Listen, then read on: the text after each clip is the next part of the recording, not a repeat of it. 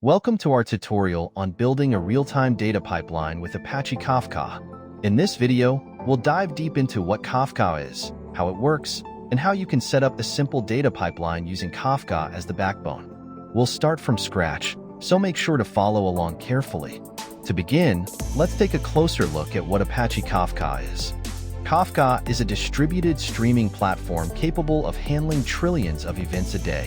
It allows you to publish and subscribe to streams of records, similar to a message queue or enterprise messaging system. Kafka uses a distributed architecture, which allows it to scale horizontally. It consists of producers, consumers, topics, and brokers.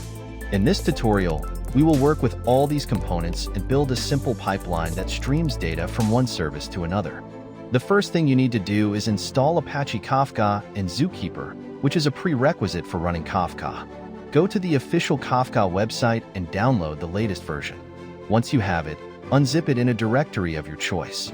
Next, let's create a Kafka topic. Topics are essentially categories to which records are published. In our case, we will create a topic named test topic. You can create a topic using the following command. Now, let's verify that our topic has been created successfully. We can list all the topics with the following command. With our topic set up, it's time to start producing messages. Let's write a simple producer in Java. Make sure you have the Kafka client library in your Java project. Add the following dependency to your Maven pom.xml file.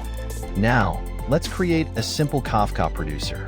This producer will send messages to our test topic. Create a new Java class named SimpleProducer. Now that we have our producer code ready, let's run it and see if we can send messages to Kafka. Simply compile and run your SimpleProducer class, and this should send 10 messages to the test topic. Great! Now that we've successfully produced messages, we need a consumer to read those messages. Again, let's add the same Kafka client dependency if you haven't done so already. Now, create a new Java class named SimpleConsumer. Run the consumer class just like you did with the producer. Make sure to run your consumer while the producer is sending messages. You should see the messages printed in your console as they are consumed from the topic. That's it for creating a basic Kafka producer and consumer in Java. But wait, we're just getting started.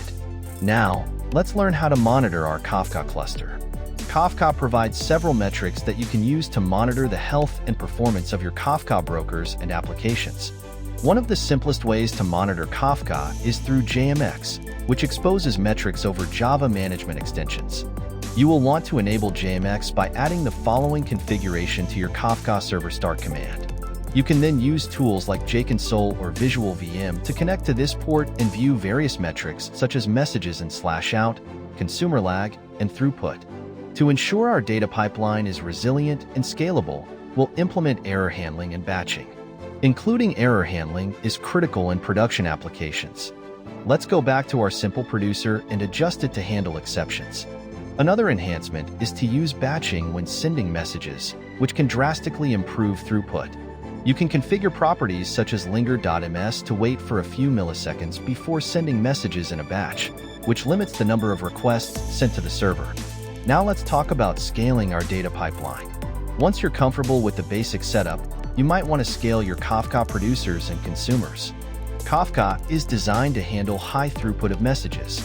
To achieve this, you can spin up multiple instances of your producers and consumers. Scaling your consumers is straightforward.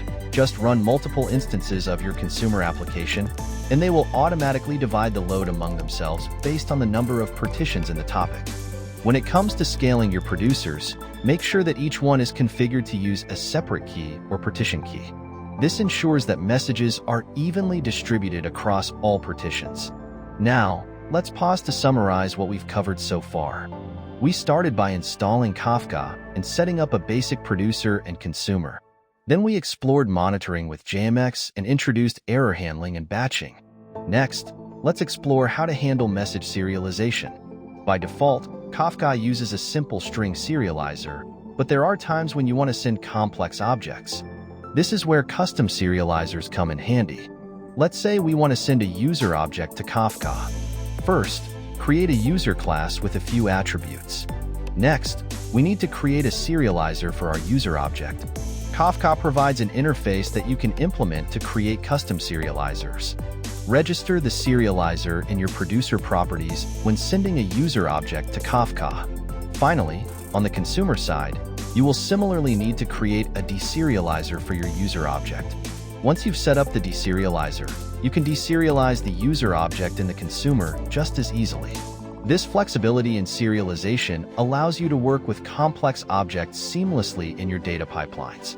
Next, let's talk about deployment strategies. Once your application is ready for production, you will want to consider how to deploy your components. Some people choose a containerization method using Docker, and others might use orchestration tools like Kubernetes.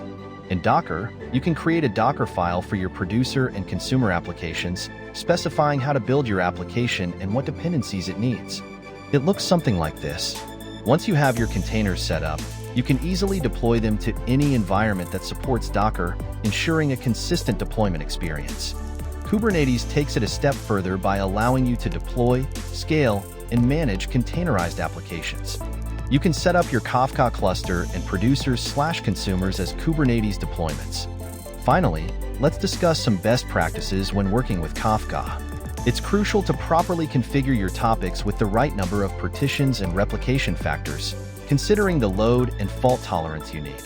Be aware that Kafka retains messages for a configurable amount of time, so you must keep an eye on your disk usage as well. Cleaning up old messages can help manage space effectively. Ensure your producer and consumer applications are idempotent wherever possible to avoid duplicated operations in case of retries. Finally, monitoring and logging are essential for debugging issues in production. Thank you for following along with this tutorial on building a real-time data pipeline with Kafka. I hope you learned something valuable today. If you enjoyed the video, please give it a thumbs up and make sure to subscribe for more tutorials. If you have any questions, feel free to leave them in the comments below. Happy coding!